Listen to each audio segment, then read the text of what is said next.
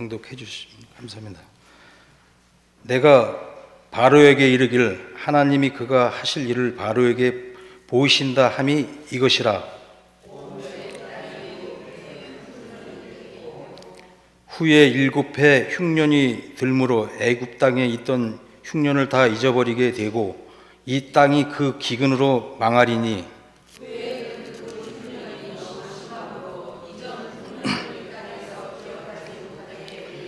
바로께서 꿈을 2번 겹쳐 꾸신 것은 하나님이 이 일을 정하셨습니다. 하나님이 속히 행하시리니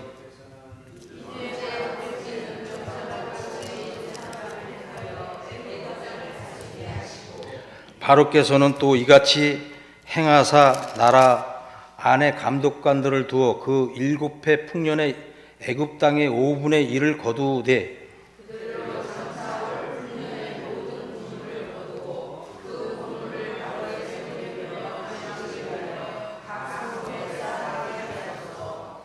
이와 같이 그 곡물을 이 땅에 저장하여 애굽 땅에 할 7해 흉년에 대비하시면 땅이 이 흉년으로 말미암아 망하지 아니하리이다. 아멘. 감사합니다. 예배를 위해서 형창병 목사님께서 예배를 인도해 주시겠습니다. 성도님들이 많은 은혜 축복 받으시기 바라겠습니다. 감사합니다.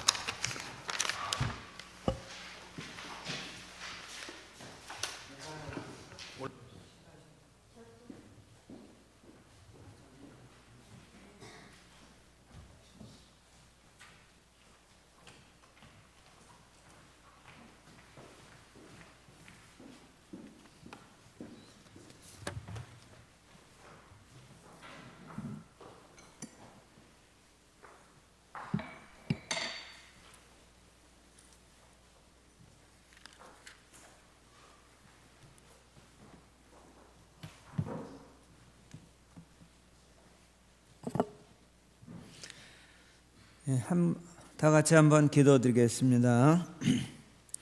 사랑과 은혜가 풍성하신 하나님 아버지, 하나님의 은혜와 은총을 감사드립니다. 오늘 거룩되고 복된 주님의 날 하나님 앞에 나와 예배 드리오니 저희들의 몸과 마음과 정성을 받아주시고 하나님의 말씀으로 저희의 마음을 감화 주이사 성령으로 충만케 해주시고 육신은 강건케 해주시고 저희 삶 속에 하나님께서 늘 동행하여 주옵시기를 원합니다. 우리 조일륜 목사님 바울 선교지 여행 중에 계십니다. 건강 주시고 사모님도 함께 지켜주시고 또 함께 일행의 목사님과 사모님과 모든 분들 지켜주셔서 선교 여행을 잘 마치고 돌아올 수 있도록 축복하여 주시고 이제 오셔서 그 말씀을 받은 대로 영적으로 육적으로 사랑하는 모든 화연교회 성도님들에게 큰 은혜와 축복을 나려 주시옵소서. 이 종을 하나님의 도구로서 주셔서 하나님의 말씀을 증거할 때 성령님께서 말씀 가운데 역사하여 주시옵소서. 예수님의 이름으로 기도드리옵나이다. 아멘. 우리 조일륜 목사님께서 성도님들을 참 많이 사랑하시는 것을 제가 느꼈습니다.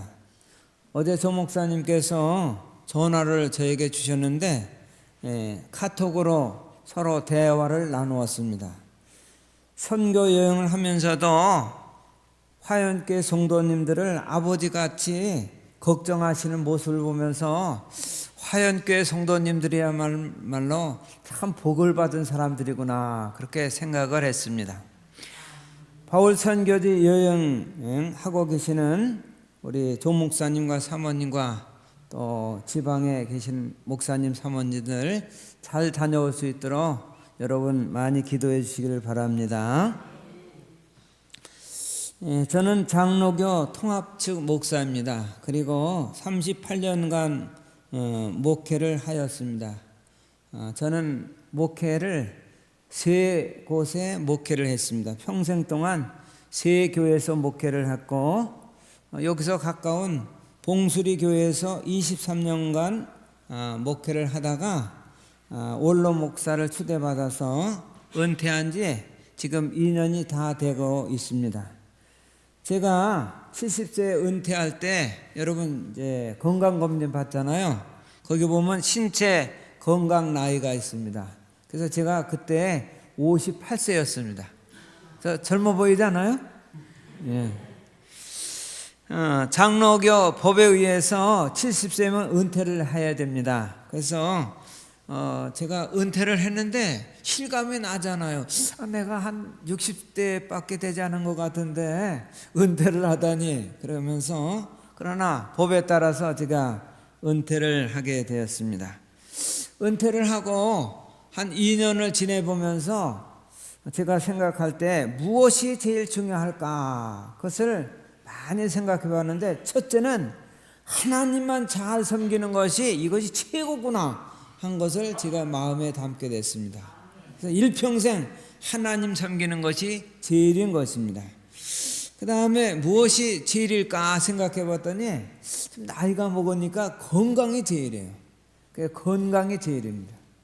그 다음에 세 번째가 뭔가 했더니 평안한 마음입니다. 그래서 노년에는 그저 걱정 근심 없이 평안한 마음으로 지내면 참 좋겠다, 그렇게 생각을 합니다. 그래서 제가 누가 인사할 때는 건강하세요, 평안하세요 이렇게 인사를 합니다. 우리 옆 사람들에게 한번 건강하세요 인사하겠습니다. 네. 평안하세요.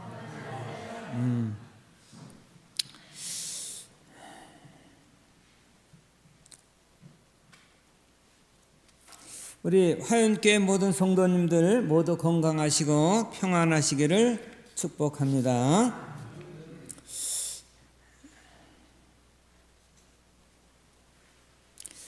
여러분들이 창세기 37장부터 50장을 보면은 다 요셉에 대한 이야기예요.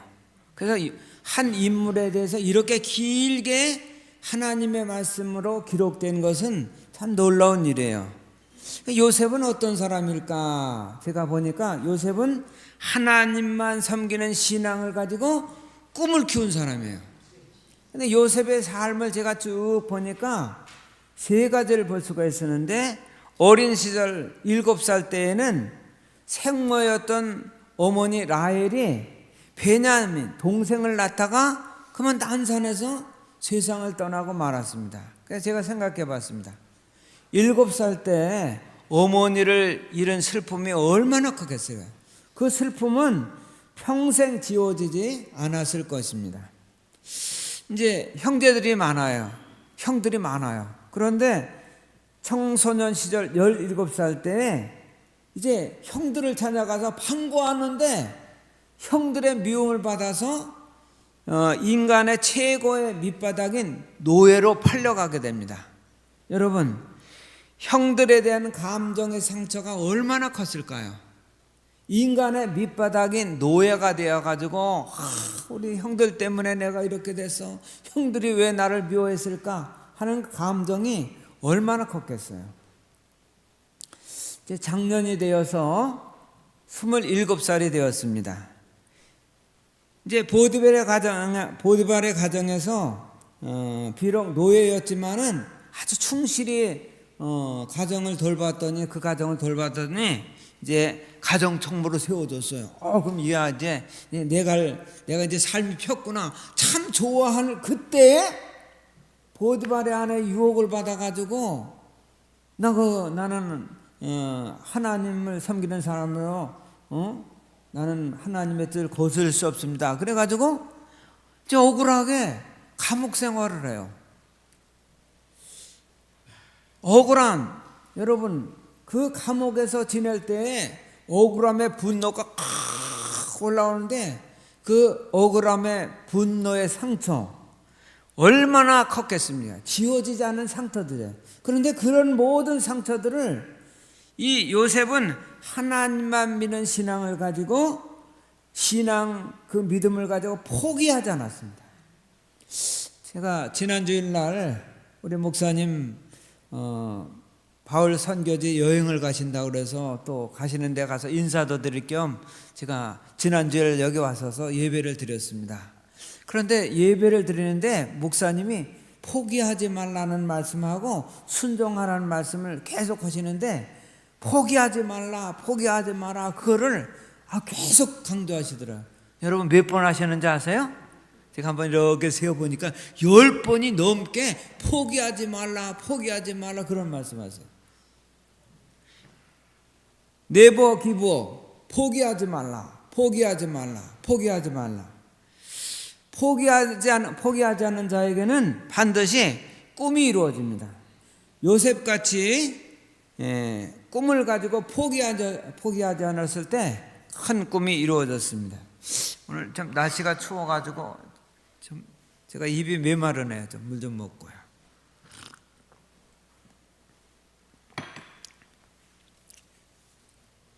목사님이 안 계셔가지고 쓸쓸한가 봐. 날씨까지 추워가지고. 오늘 말씀 창세기 41장에는 바로의 꿈에 대한 이야기가 나와 있습니다. 그래서 바로가 나일강가에 이렇게 딱 서 있는데 이 아름답고 살찐 소 7마리가 그 나일강에서 이렇게 올라오는 거예요. 그걸 보고 있는데 조금 있다가 곧 이어서 흉하고 뼈만 앙상한 암소 7마리가 올라와 가지고는 그 살찐 송아지를 잡아먹는 거예요. 이게 무슨 꿈일까? 하고 있는데 조금 있다가 다시 꿈을 꾸는데 이번에는 무성하고 충신한 7 이삭이 쫙 이렇게 올라와서 고개를 숙여 있는데 이번에는 가늘고 메마른 이삭 7이 올라가서 그 충실한 이삭을 먹어쳐 버리는 거예요. 여러분 이거 이상한 꿈이 아니겠어요? 여러분 한번 생각해 보세요. 채식하는 소가 육식을 한다. 말이 될까요? 안 될까요? 채식하는 소가 육식을 해가지고 소가 소를 잡아먹어요. 그럼 말이 안 되는 얘기예요. 있을 수 없는 일인데 그러나 사람은 할 수 없으나 하나님은 무엇이든지 할 수 있다는 걸 보여주시는 것이에요. 메마른 이삭, 건강한 이삭을 먹어치운다? 그 말이 안 되는 얘기예요. 그런 것을 바로 왕의 술객들에게 이야기해요. 이 꿈 좀 알아봐 달라. 그거 해석할 수 있겠어요? 못할까요? 도저히 할 수 없는 거예요. 이것은 하나님께서 주신 꿈이었기 때문에 인간의 점술과나 세상 사람들은 도저히 절대로 해석할 수 없는 거예요. 그래서 그 바로 왕궁에서 다스리는 감옥에 있는 요셉이 거기서 나오게 되는 거예요.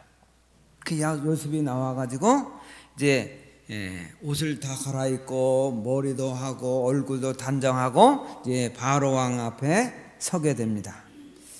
그때 바로 왕 앞에 요셉은 이런 말을 해요. 이 꿈은 바로 왕이 한 번만 꿨던 것이 아니라 2번 꿨다는 것은 하나님이 반드시 이 일을 이루게 하실 것입니다.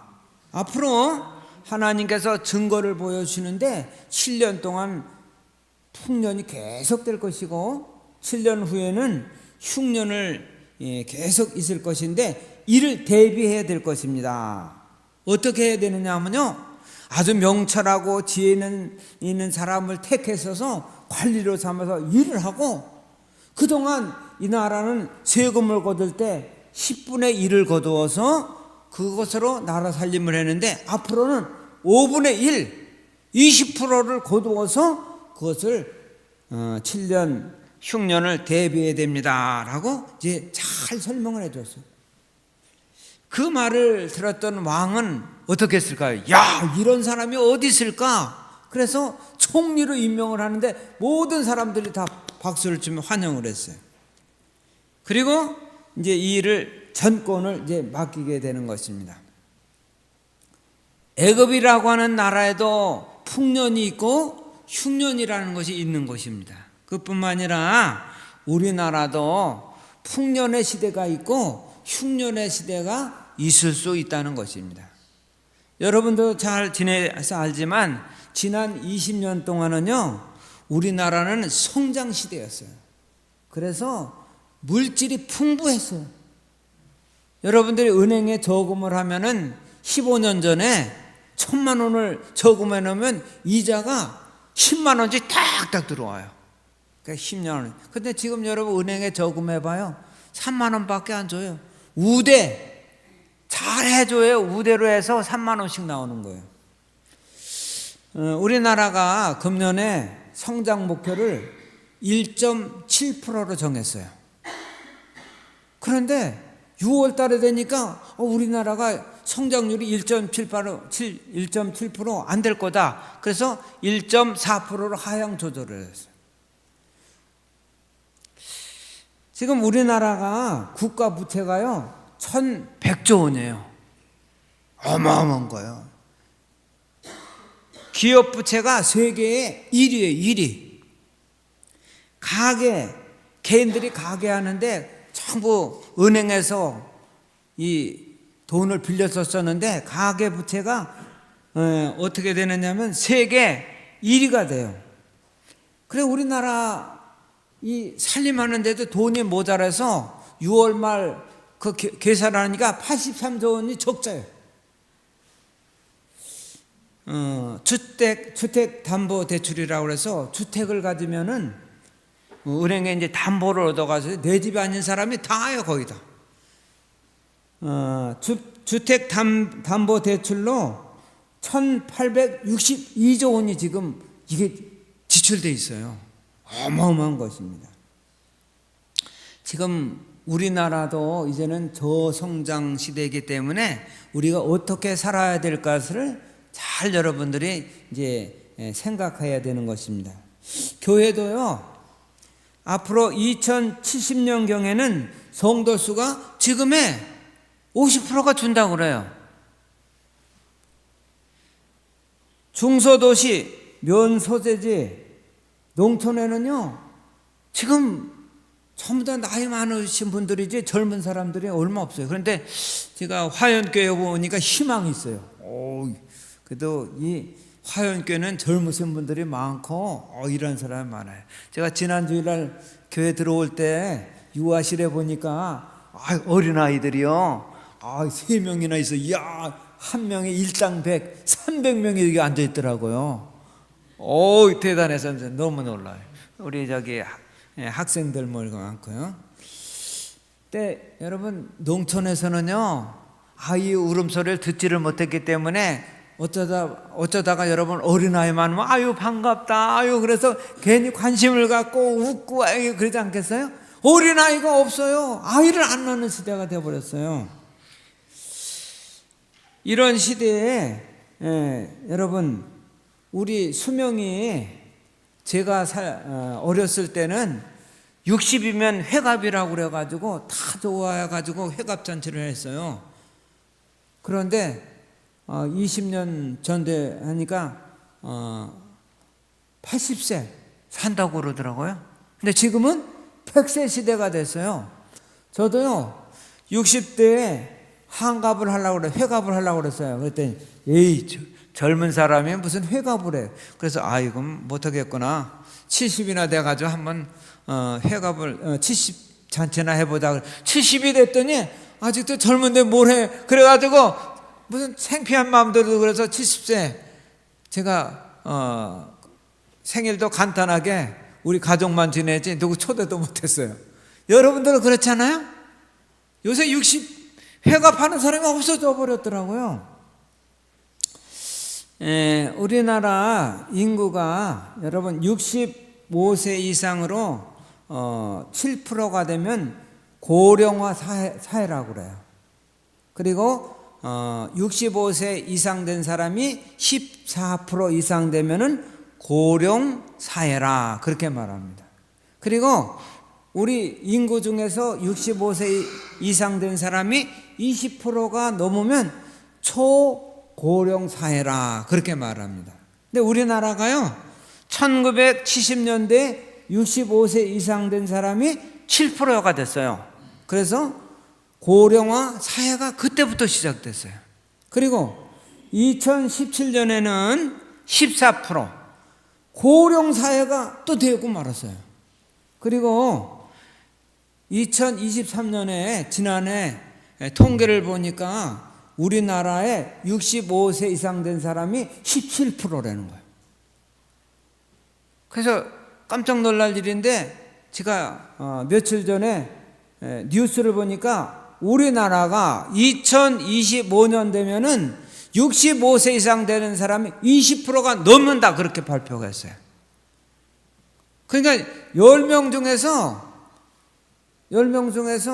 여러분들이 4명이 이제 노인이 되는 시대가 되는데 언제가 되느냐면요. 2050년경 되면은 국민 중 10명 중에서 4명이 65세 이상 되는 거예요. 그러니까 일할 사람이 없어지고 전부 다 어마어마하게 일할 수 없는 사람들이 많아진다는 것입니다. 제가 2023년 5월 17일 발표를 봤는데 옥스퍼드 대학의 인구학자였던 데이비드 콜먼이라고 하는 분이 세계는 인구가 점점 줄고 있는데 우리나라하고 일본에 대한 이야기를 이렇게 말했어요. 우리나라나 일본은 아이를 낳지 않는데요. 그래가지고 우리나라는 그 콜먼 교수의 말에 의하면 2750년 되면은 한국은 소멸될 것이다. 아이들이 없고 사람도 없어진다는 거예요.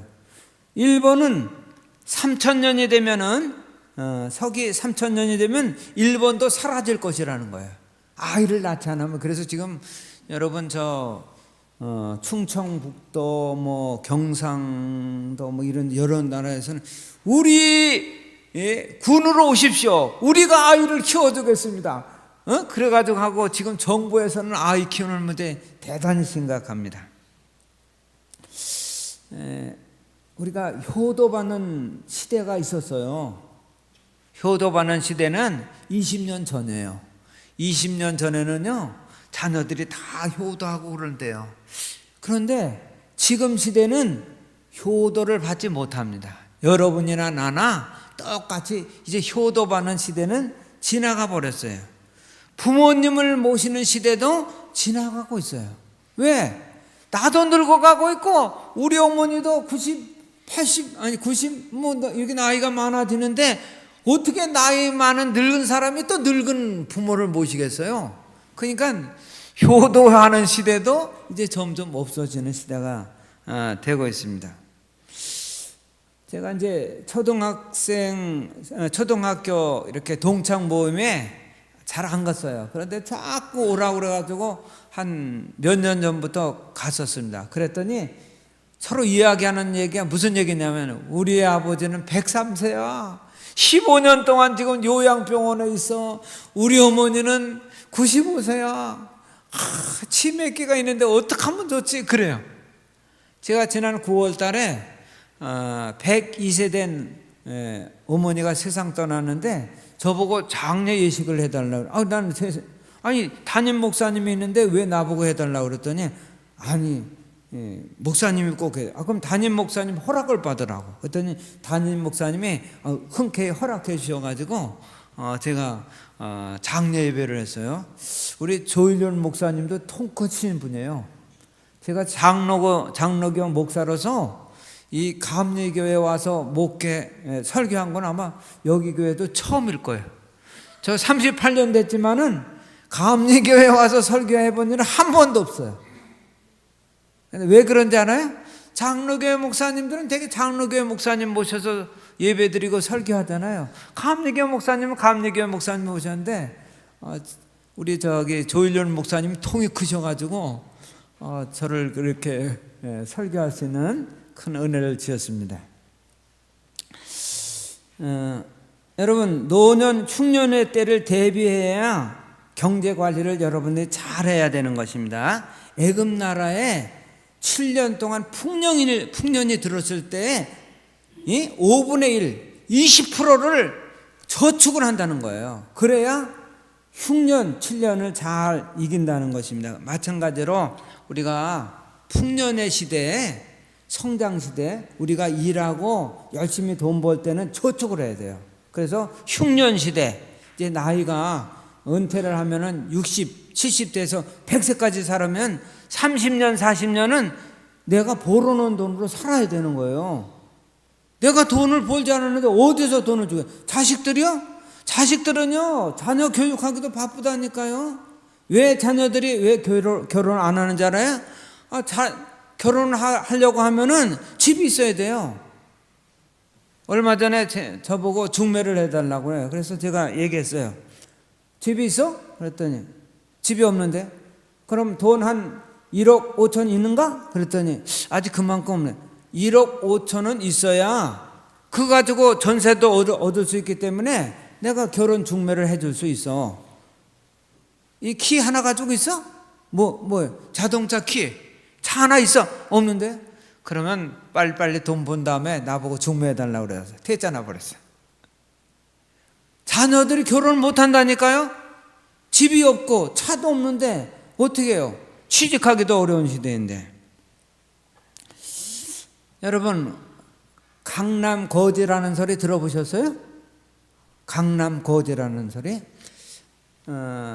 제 친구 동창 전도사님이 강남 서초동에 살아요.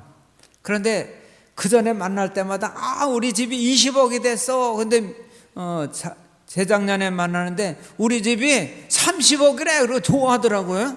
근데 이번에 그 만날 일이 있어서 동창 모임에 갔어요. 그랬더니 울상을 해. 왜 그래요? 그랬더니 글쎄 우리 집이 30억이라고 그래가지고 세금이 1년에 1,200만 원이 나온대요. 그리고 그랬더니 우리 집이 30억이나 되기 때문에 재산 때문에 건강보험이 한 달에 70만 원씩 나온다는 거예요. 그래서 한 달에 210만 원을 꼭 저금을 해야 세금 내고 건강보험을 내는데 우리 남편이 고등학교 선생님이었다 은퇴를 했는데 연금을 타는 것이 350만 원이래요. 그래서 210만 원은 여러분 세금으로 다 빼고 150만 원으로 살아야 되는데 150만 원 가지고 근데 350만 원에 11조 해야죠. 감사원금 해야죠. 주일원금 해야죠. 경조사 해야지. 그럼 여러분 얼마 가지고 살겠어요? 거지에 거지. 그래서 그 얘기 듣고요. 야 농촌에 살길 참 다행이다. 농촌에 살면은 그렇게 세금 낼 일도 없고 건강보험 얼마 안 내고 뭐 집 뭐 그렇게 비싸지 않아도 하고 그냥 좋구나 그런 생각을 해봤습니다. 여러분 흉년 시대가 언제냐면요. 이제 여러분 내가 일을 하지 못할 때가 끝나면 예를 들어서 이제 퇴직을 했다든가 일을 못하게 된 때를 60으로 잡으면 100세까지 하면 40년, 70으로 시작하면 30년. 그러니까 3, 40년은 모두가 뭘 해야 되냐면 내가 벌어놓은 걸 가지고 생활을 해야 되는 거예요. 그런데 여러분 지금 저도 이제 70 은퇴하고 나서 이제 돈 쓸 일이 적은 줄 알았더니 돈 쓸 일이 더 많아졌어요. 왜 그런가 했더니 애경사, 축의금 나가야죠. 그 다음에 또 우리 손녀들 있잖아요. 이제 대우를 받으려면 여러분들 똑같아요. 할머니 할아버지 대접 받으려면 딱 명절 때 딱 해가지고 여러분들이 저 5만 원 거 딱 하나 해줘야지 10,000 원 건 하나 꺼내주면 벌써 얼굴이 달라져요. 딱 그렇죠. 그래도 5만 원은 줘야지 좋아하고 그러잖아요. 그래서 그래야지 여러분 손자 손녀들이나 자녀들도 내가 가진 걸 이렇게 좀 쓰면은 엄마 아버지 집에 잘 오지만은 그냥 엄마 아버지 별로 살지도 못하면 아유 또 뭐 어디 아프다 그러지 뭐 돈 뭐 걱정하지 아유 야 오늘 가지 말자 이 큰 문제가 생기지 않겠어요? 그뿐만이 아닙니다. 여러분 나이가 많으면은요 무릎 수술해야죠. 또 허리 디스크 수술해야죠. 여러분 고혈압, 당뇨, 뇌졸중, 심장병 여러분 돈 들 일이 얼마나 많아요. 예? 그러니까 여러분 먹고 집에서 먹고 생활하는 건 적은데 이 지출할 돈이 너무 많아져요. 그래서 우리가 노년에 흉년을 대비해서 여러분들이 어떻게 살아야 될까를 준비해야 되는 것입니다. 그뿐만이 아니에요. 노년이 되면요, 이제 여러분들이 지금은 많은 사람들이 가까이 있잖아요. 떨어져 나가는 사람만 있지 올 사람이 없어져요. 그러니까 무엇이 올까요? 홀로 지내야 되게 되니 외로움이라고 하는 그것이 우리에게 오게 되는 것입니다. 여러분, 언제가 풍년 시대이고 언제가 흉년 시대인가?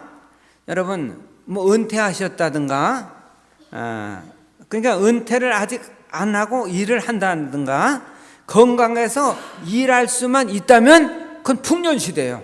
아직은 풍년 시대예요.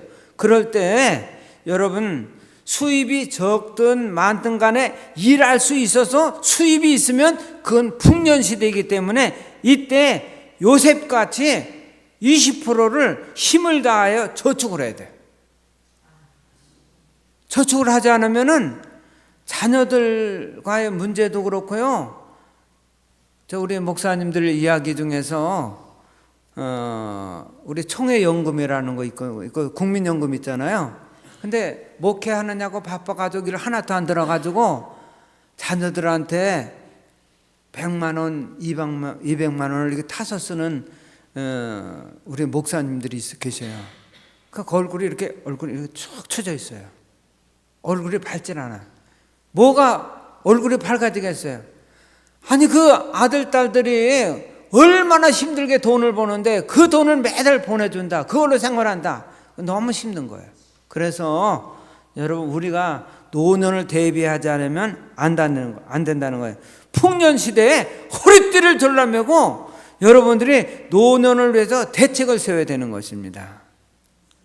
그래서 여러분, 요셉이 그 당시 5분의 1 세금을 걷어 10%를 걷었는데 5분의 2, 20%를 거둬야 된다는 거예요. 그러면 아우성이죠. 지금 우리나라도 여러분, 지금 어떤 일이 있습니까? 전기요금 몰린다고 그러니까 국민들이 아우성합니다. 가스요금 몰린다니까 아우성 그럽니다. 지금 하마스하고 이스라엘의 싸움이 벌어졌습니다. 유가가 100%를 막 100달러로 올라갑니다. 여러분, 자동차 운전에 기름이 막 들어갑니다. 여러분, 당장 저 집에 석유로 보일러 돌리는 가정은 30만 원대에 지금 기름을 떼야 되는데 되게 11월 달, 12월 달 되면요 2드럼, 3드럼 떼야 돼요. 100만 원이 막 빠져나가는 거라고요. 이거 어떻게 해요? 그래서 여러분들이 노년을 대비해서 우리가 어떻게 살아야 될까를 준비해야 되는 것입니다. 여러분, 정부만 믿어도 안 됩니다. 자식의 도움을 바라는 것, 그것도 여러분 생각해 봐야 되는 것입니다. 흉년 시대에는 여러분 꼭 해야 될 것이 있습니다. 제가 몇 가지를 가르쳐. 첫째는 집이 크든지 작든지 내 집을 가지고 있어야 돼요. 첫째는 내 집을 꼭 가지고 있어야 해요. 그러면 여러분의 삶 속에 큰 도움이 될 것입니다. 그 다음에 두 번째는 여러분 연금을 들어야 돼요. 연금.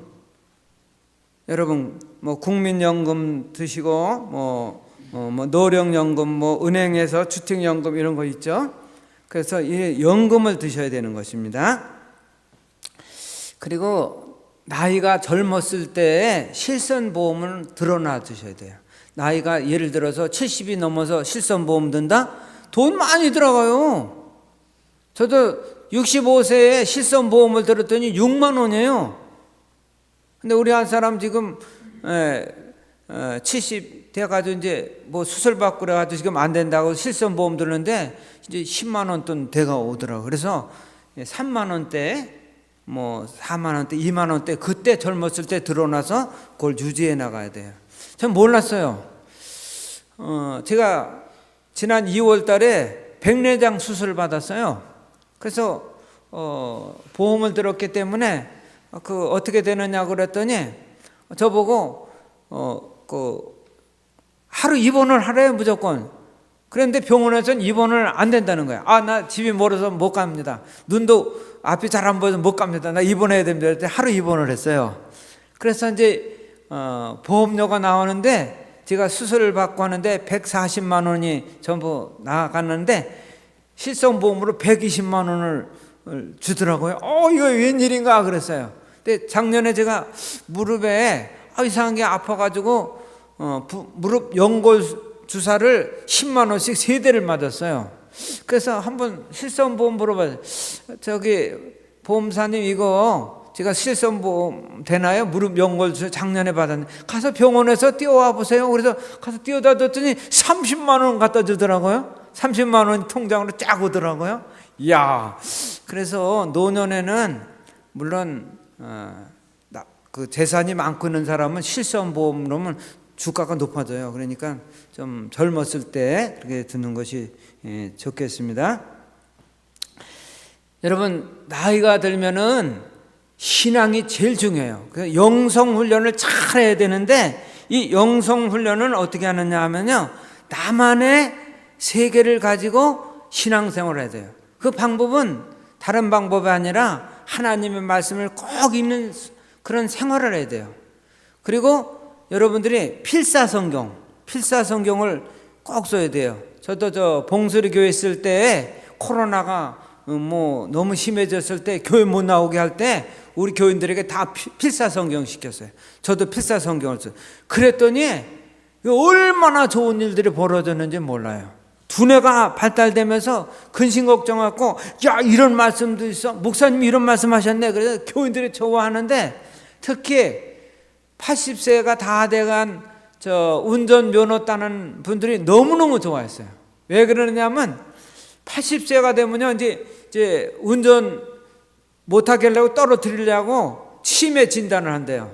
치매 진단을 하는데 사과 5개, 배 2개, 사탕 몇 개 쭉 얘기를 하면서 그 얘기해 보세요. 그런데요.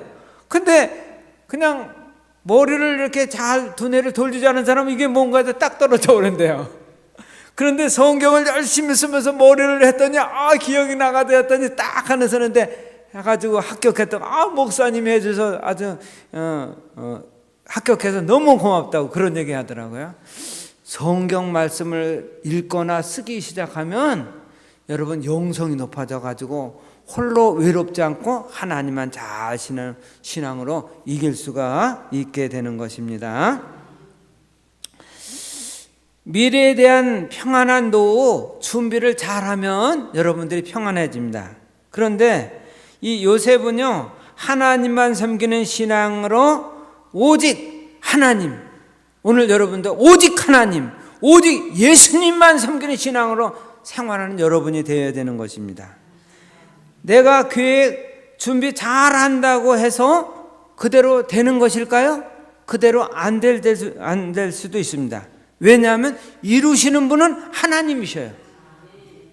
창세기 32장 9절에 창세기 39장 2절에 여호와께서 요셉과 함께 하심으로 그가 형통한 자가 되어 하나님께서 형통케 해 주셨다는 것입니다.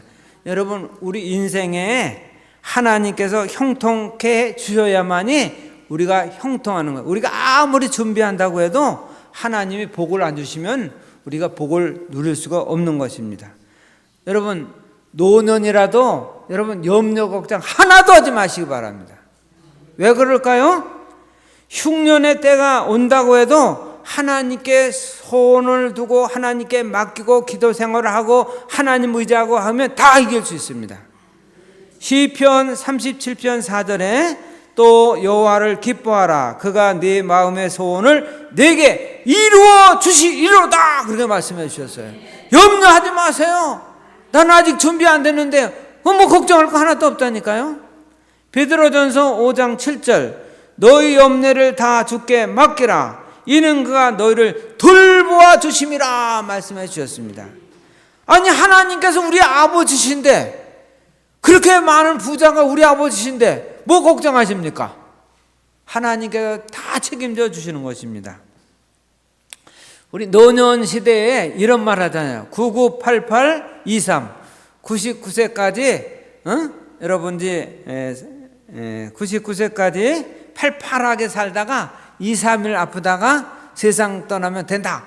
그러면 좋겠다 그러는데 여러분의 모든 삶은요 걱정 아무도 안 해도 돼요. 제가 목회 38년 동안 해보면서 교회 생활 하나님 잘 섬기는 사람이 노후에 잘못된 사람 한 사람도 못 봤어요. 노후 흉년의 때 걱정할 하나도 없어요. 하나님께 맡기고 신앙 믿음으로 살면 하나님께서 다 은혜 축복 나눠주세요. 왜 그럴까요? 한번 요셉을 보시기 바랍니다. 요셉은요 어렸을 때 7살 때 어머니를 잃는 슬픔으로 평생 어머니 하면서 그러고 살았잖아요.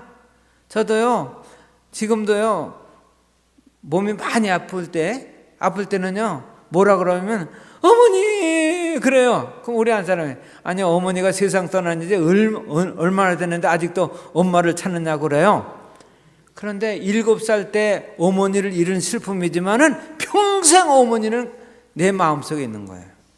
형들의 배반, 억울한 감옥 생활이 있었지만은 요셉이 고백을 한다면 지금까지 내가 지내오면서 하나님께서 지켜주셔서 애굽나라의 총리가 되고 복을 내려주신 건 하나님의 은혜다 그렇게 고백할 거예요. 저도요 목회를 하면서 지금까지 지내보니까 내가 잘난 것이 아무것도 없더라고요. 내가 잘나서 목회한 일도 아니고 내가 뭐 지혜가 있고 착한 것이 아니라 하나님의 은혜였어요. 하나님의 은혜로 저는 얼마나 많은 복을 누렸는지 몰라요. 그래서 지금 노년에 제가 하지만요 노후 준비를 잘 해가지고요 그래도 제가 어깨를 쫙 펴고 노년에 멋있게 산다니까요. 뭐 때문에 그런데 하나님의 은혜요. 노년에도 하나님의 은혜를 저에게 주셨어요. 노 흉년의 때에 누구에게도 오지만 우리 화연교회 성도님들 전혀 걱정하지 마시기 바랍니다. 형통케 하시는 하나님께서 여러분의 노후과도 책임져 주시고 노후의 삶도 다 형통케 해주셔서 하나님의 은혜와 축복이 넘치는 여러분의 모든 삶이 되시기를 주님의 이름으로 축복합니다. 고마우신 하나님 감사합니다. 하나님 저성장 시대 아버지 하나님 흉년의 때가 온다 할지라도 저희들은 두려울 것이 아무것도 없습니다. 하나님만 의지합니다. 주님만 붙듭니다. 아버지 말씀 안에서 우리 모든 화연교회 성도님들이 목사님을 모시면서 영적으로 육적으로 강건해져서 노후의 삶도 물질적인 축복, 건강의 축복, 삶의 평안함을 허락하여 주시옵소서. 예수님의 이름으로 기도드리옵나이다.